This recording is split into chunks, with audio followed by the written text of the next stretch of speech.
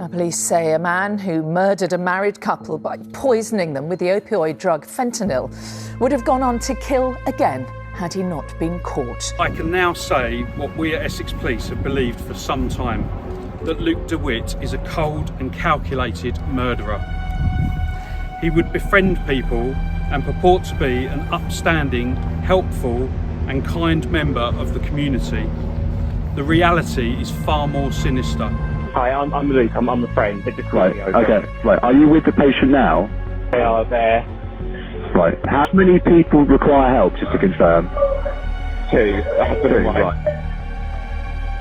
Stephen Baxter, 61, and Carol Baxter, 64, were enjoying the second half of their life in Mercy Island in Essex, New England, when a friend introduced them to an IT graduate student in 2012. The young man, Luke DeWitt, was hired by the couple to design a website for their multi-million-dollar curved shower mat business, Casplash.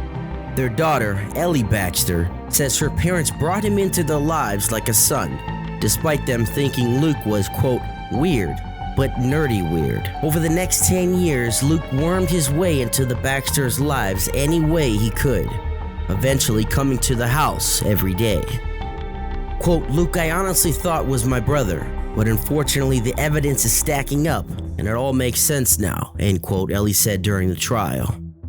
The Baxters had no idea the man they've not only hired to work in their company, but also welcomed into their home, would ultimately try to steal their business and end their lives. Carol Baxter suffered from Hashimoto's disease, which according to the Mayo Clinic is a disorder that happens when the immune system attacks the thyroid. Over the years, Mrs. Baxter seemed to be getting worse and worse with no real explanation. Hashimoto's disease isn't a disease that affects one's cognitive ability, so when Mrs. Baxter started exhibiting dementia-like symptoms, she, as well as the rest of the Baxter family, were desperate for help. The evil mind of Luke DeWitt saw an opportunity to manipulate this poor family. During the trial, it was revealed that DeWitt had 80 different electronic devices, all used to make over 20 fake personas to manipulate the Baxter family, but more specifically, Mrs. Baxter. One of the personas Luke created was a doctor from Florida. Quote, he had a gallery of fake personas to manipulate them, posing as a doctor from Florida and members of a fake support group for the thyroid condition Mrs. Baxter suffered from, end quote. Luke posed as a doctor, giving Miss Baxter bad advice for treating her disease, even creating fake patients of the doctor to brainwash Mrs. Baxter into thinking the doctor's treatment has been working for them, all while Luke DeWitt was behind it all and basically poisoning her to make her health quickly deteriorate. So one of the personas that DeWitt created was a doctor in America, and this doctor would have conversations with Carol about the illnesses she had and would give her advice. The doctor even introduced other patients to Carol, and all of these people were personas that DeWitt had created himself in order to maintain that control. Hi Carol, it's Jenny. Hi Carol, it's Jenny. It's Cheryl's sister. Yes, oh, it's so nice to finally speak to you after all these messages we've been doing. He even put a tack inside of a pill capsule and gave it to Mrs. Baxter. She ended up in the hospital where they retrieved the tack from inside of her body.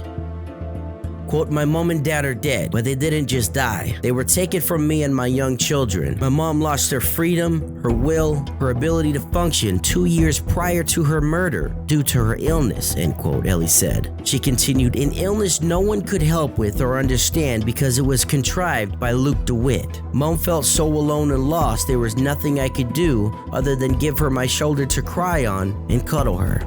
I tried to push her to go to a doctor, which she did, but she was completely brainwashed by Dr. Andre Bowden. I even suggested completely removing her thyroid because we all believed that was the root of the problem. No thyroid, no more of mom's life being destroyed, end quote. For years, Luke continued his heinous assault on Mrs. Baxter with the fake persona Dr. Andre Bowden. He would record Carol claiming he would send the videos of her struggling to do minor, everyday tasks to this Dr. Bowden to demonstrate her cognitive decline. But in reality, he used these videos for his own sick and twisted pleasure. Quote, Luke DeWitt, who was behind the persona Dr. Andre Bowden, thought sending videos of my mom for Andre to see would be a good idea. But in reality, Luke just wanted to see and watch the outcome of his twisted, abominable actions, sometimes even filming my mom himself and laughing, end quote. DeWitt not only posed as a fake doctor giving Mrs. Baxter the worst medical advice possible, but he was also drugging this poor woman to make her seem sicker than she actually was.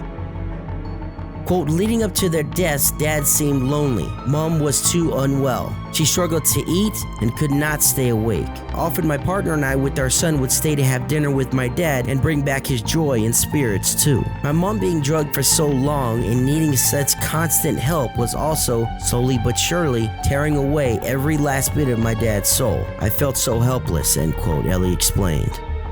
When Luke DeWitt was introduced to the Baxters by a mutual friend and hired to build their website, we don't know if he already had a sinister plan in mind or if he saw an opportunity later on down the road. But we do know, however, how this story ends. Quote, our life will forever be punctured by the gravity of his actions, end quote. April 7, 2023, Easter weekend. Luke DeWitt arrived at the Baxters' home on Victory Road in Essex on Good Friday around 5:45 p.m. He was at the home for just under 2 hours as he's seen at 7:55 on the doorbell camera footage leaving the home. During that 2-hour period, Luke DeWitt secretly spiked Carol and Stephen's drink with the powerful opioid painkiller, fentanyl. The fentanyl patch used to murder Stephen and Carol was taken by Luke from a friend who was prescribed the medication. After leaving the Baxters' home, Luke went home to watch Beyond Paradise, a British crime drama show. But sadly, that wasn't the only thing Luke watched that night. Investigators concluded that Luke watched the couple overdose and die via the in-home security camera that the couple asked him to install previously. The following day, April 8th, Luke went about his day as if it was any other. The first thing Luke did that morning at 6:54 a.m. was create a fake will on his phone that gave him complete control over the Baxters' multi-million-dollar business. Quote, our friend Luke DeWitt is to be the director and person with significant control, end quote, the bogus will read. Then he went to the gym around 8 a.m. and took his mother out for breakfast later that morning, even having dinner with Ellie Baxter and her husband Marcus at Frankie and Benny's. Quote, Elena called me before and after the gym. Before she asked me for $40, so I transferred her that. I think I went to breakfast with my mom in Colchester, and then I saw my friend Emma and we went to Running World in Colchester. I then went to ice cream with my mom because it was a nice sunny day. We then went to Frankie and Benny's in Colchester with Elena and Marcus, end quote. Imagine sitting down to eat dinner with the daughter of the couple you just murdered the day before. The following day, April 9th at 11:52 in the morning, Ellie Baxter called Luke asking him to meet her at her parents' house to check on them, as it had been several days since she'd heard from either one. When Ellie arrived at her parents' house, she found both of them unresponsive in their conservatory. At 1:10 p.m., a 999 phone call was placed.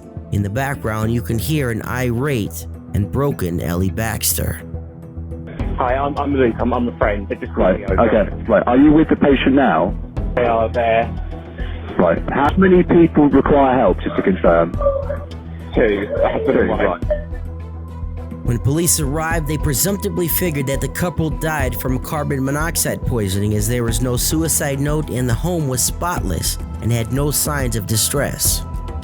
It wasn't until July when the Baxters' deaths were determined to be a murder, when a fatal amount of fentanyl was found in their bodies via toxicology report. During the same month, Luke DeWitt was arrested and charged with 2 counts of murder. Luke, the reason we're here today is I'm going to have to arrest you, and that's on suspicion of murder.